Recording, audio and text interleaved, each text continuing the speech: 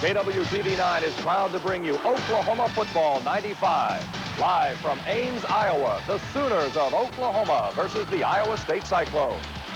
Good afternoon, everyone, and welcome to Ames, Iowa. We're so glad you could join us this afternoon for the Sooners and the Cyclones. I'm Ed Murray along with Chris Harrison. And Chris, the story today is going to be the running attack for both teams, and for the Sooners, it's who they don't have. You're exactly right. The Sooners' top three rushers didn't even make this trip. Gerald Moore, James Allen, Jeff Frazier, all out with injuries. So in the backfield today for the Sooners, starting tailback number 20, you see him right there, Michael Rose, 5'10", 218-pound sophomore, pretty talented tailback. And joining him in the backfield, number 29, Keith Sparks, 5'9", 207-pound senior. Sparks likes to draw contact when he runs. He should be pretty fun to watch. And also seeing some time to add, probably a lot of time, number 30, Jermaine Fazande. And for the Iowa State defense, they don't have the big-name defenders, so they're going to have to play a lot of team effort, take some chances with the blitzes. Now, they may not have a big name on defense, but by golly, they got a horse on offense. Well, you're talking about Troy Davis, the nation's leading rusher. There he is right there. Just needs 88 yards today to become the first sophomore to ever rush for 1,000 yards in just 5 games. But to do it today, he's going to have to do it against the nation's #1 defense against the rush in the Oklahoma Sooners.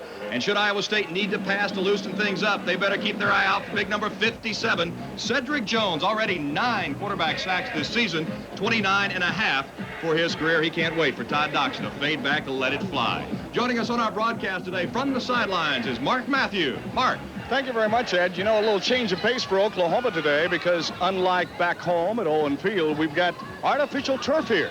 Not only is it turf, but it's also worn-out turf. Sixth of the nation in field goals, 7 out of 7.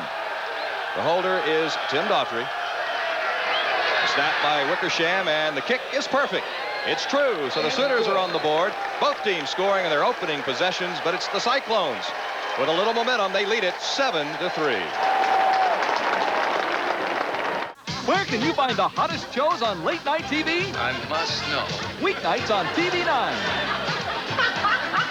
See David Letterman at 10:35. Here we go! Seinfeld at 11:35. Hey, where's Kramer? I don't know. That's like asking, where's Waldo? And Married with Children at 12:05. Why does he keep calling me a chicken? Enough about this. What do you think? Put some spice in your life. Late nights are hot on TV9. Bill Teegins, honored as Oklahoma's Sportscaster of the Year again. We're up to 7 plays in this drive, covering 36 yards. Sooners inside the 5-yard line with a 2nd and 2. To give to Rose, he's in the end zone. Touchdown, Oklahoma. Nice job there by the tight end, number 80, Steven Alexander. He has not caught any passes, which is surprising today, but got a great block off the end there, and that led the way for Michael Rose. Take another look at it on the end. Rose coming right at you, right up the middle. A good job, and that's exactly what the Sooners needed to do after those 2 turnovers, get some confidence back and put together a great 7-play drive. Alexander will try this from 42 yards out. If he connects, it'll be his longest as a Sooner. Good snap, good hold, and a perfect kick right through the uprights as Jeremy Alexander ties this ball game at 13. All everybody catching their breath now. That drive took forever in the middle of the field, but the Sooners get 3 points on the board, and that's the important thing as we're tied now at 13. And Alexander now a perfect 9 of 9 on the season. Welcome back to Ames, Iowa. Ed Murray along with Chris Harrison. We're at halftime. The Sooners on the short end of a 19-16 score. And really the big difference in the game is that 90-yard touchdown pass. Todd Doxson to Ed Williams. Doxson, an incredible first half of football. He really has, and we talk so much about Troy Davis and what an outstanding runner he is, but we forgot about Todd Doxson and what a good passer he can be. And Ed Williams has been the dominant receiver for Iowa State all season. He leads. I think the next closest guy to him is like 15 receptions behind him. But Ed Williams broke right across the middle and then broke for 90 yards. And Howard Schnellenberger said in the Colorado game, it's the big plays that killed us, and that's exactly what that was. To give up a 90-yard play against an Iowa State team that predominantly runs, you just can't do that. Now, Newsline 9's Halftime Extra. Good afternoon. Thanks for being with us. I'm Jenifer Reynolds. And I'm Kelly Ogle. Let's not waste any time. Let's get right to the highlights from the first half. Interesting first half. Sooners on the road for the first time today, taking on the Iowa State Cyclones. Oklahoma battling without its top 3 running backs, all out with injuries. But their half, Oklahoma is down 19-16 to score. Let's look at the highlights. Howard Schnellenberger trying to get his team back on the winning track. Iowa State, Todd Doxson, little swing pass here. And Troy Davis on the receiving end of that one for the touchdown. Iowa State off to a great start. Doxson on the option this time. He keeps it, goes in and scores, and Dan McCarney's team led 13-3 at that point. Sooners came back with a touchdown of their own. Michael Rose, one of the reserves running backs, scores here from 3 out. It is 19-16. The Sooners are down at halftime. Let's look at some other Big 8 scores from today.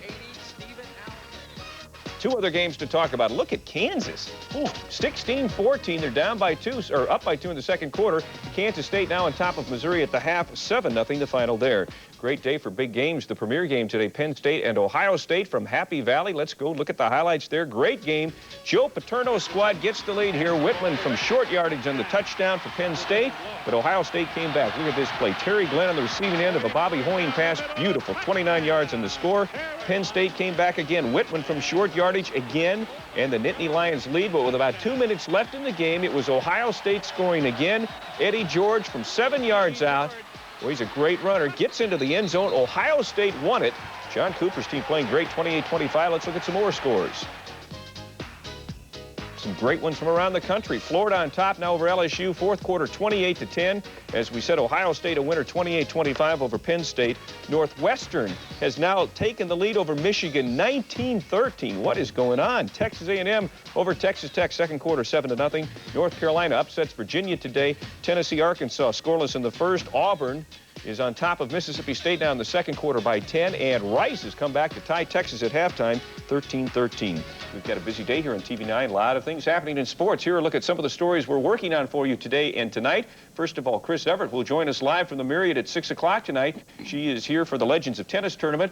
Also, we'll have a recap of what happened today up in Ames, Iowa, Oklahoma, and Iowa State, and a reminder coming up tonight at 10 o'clock, our sports page, where we'll recap everything that happened. And Kelly and Jenifer, before we get on with the rest of the day's news and weather, we got a trivia question I have for you. And who was the last Oklahoma coach to lose to Iowa State in Ames? Interesting question. Your choices are Gomer, Jones, Bud Wilkinson, Barry Switzer. We'll have the answer coming up for you in just a few moments. I know it's been a long time. It has been. I have to think on that one. Thanks, Bill. Absolutely right. It's a gorgeous day around here. We're ready. You ready for the answer? Yes. Okay, if you were with us, the question again was, who was the last Oklahoma coach to lose in Ames, Iowa? This is a bad question, but it's interesting. Gomer, Jones, Bud Wilkinson, or Barry Switzer? It was Bud Wilkinson. Can you believe that? Back in 1960. Final score was 10-6. Well, I guessed Gomer Jones. Yeah, I think that would have been my guess, too. But doing a little research, it was Bud. It's 19-16 right now. Sooners down by 3. Need to come back the second half. I need to get it cranked up. We're glad you're with us. You has the coach. Give us your thoughts on the first half. Well, again, we made so many errors. Offense, it's hard to find a way to get ahead. They had a wonderful drive the first series, and other than this pass that went for 90 yards, the defense has done well, but we've got to play better in order to win. And again, the Sooners, a great chance to put some points on the board and take the lead in this ball game. Nevastick back on the field, a defensive tackle for Iowa State. See what he can do. Rose stumbles, gets it down inside the one. Ball loose in the end zone. Touchdown, Oklahoma. Wow, what a weird ending to a weird drive. Recovering it is Harry Stamps. Stamps with a fumble recovery on the pass play, and he's got himself a touchdown. All right, who is Stamps paying? He's got someone on the payroll. Unbelievable play by the Sooners. And I tell you, the Sooners are happy about this. We'll take another look at it, but this drive twice could have gone the wrong way. Rose stumbling and is hit while he's going down. Fumbles into the end zone, and again, Stamps coming off the offensive line and making the grab for the touchdown. Sooners take the lead. Well short of the first down, a good 1 to 2 yards short. Brian Lewis now on to punt for the Sooners. At 61, his longest came in the first half of this game. His only punt of the day, going 61 yards. This is his second attempt from the 36-yard line. Big rushes on, and they cream it. Iowa State is going to get a touchdown. The ball planted on the 10-yard line. First and 20 for about the 4th time in this ball game for the Oklahoma Sooners. The penalties have returned. Moore going deep. P.J. Mills has got his man beat. Hudson will try to prevent the touchdown. Here's the play for Oklahoma. Touchdown, P.J. Mills. No flags. Wow. That's the big play Oklahoma needed, and they blew it on the first one to P.J. Mills on that last possession, but this time they pull it off. Here's the play. Pretty good coverage, too. Outstanding coverage. Mills was covered. He only had about a step. A great pass by Eric Moore, right in stride, and now it's a foot race, and Mills, pretty good speed, pulls away from number 13, Kevin Hudson, who just had that touchdown. Couldn't come up with a big play on this one. And no celebration call, which is good. Michael Cabbage had the coverage on P.J., and he got burned. Jeremy Alexander still perfect on the season, and the Sooners take about 15 or 20 seconds to get back out in front of Iowa State 30-26. We're going to have a wild finish here in Ames. This one is far from over. The 90-yard touchdown, easy to the longest in Eric Moore's career, longest for P.J. Mills, his second touchdown reception of the season, and Davis is going to get a chance to return this one. Wedge up the middle, he breaks to the right. Fumble on the play. Oklahoma has it. Unbelievable what's going on here. Standard formation high for the Sooners. 4 rushes, 12 yards on this drive as they're pounding away. Moore's going to be bootleg, an option to pass. He'll throw it. Touchdown, Oklahoma. Stephen Alexander. 3 wideouts. Davis back into the game. And it's picked up by the Sooners. Interception. I believe that's Larry Bush. Larry Bush coming up with his 3rd interception of the season. And the Sooners will take over 1st and 10 at the 47. And here's another good look from this angle. You see Simpson had great coverage. Had DiBiase cut off, and Larry Bush cut right in front. Well, let's see. Davis is behind Doxson. Sooners aren't going to give it up easy. Tyrell Peters is ready to tee off. Here it goes. He's got it. I wouldn't hand it off to him again. He's got the record, and the Cyclone fans know it.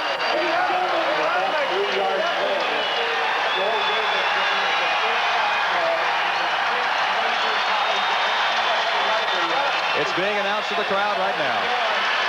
Howard Schnellenberger leaves the field in Ames for the first time with a victory. The final score, the final seconds tick away.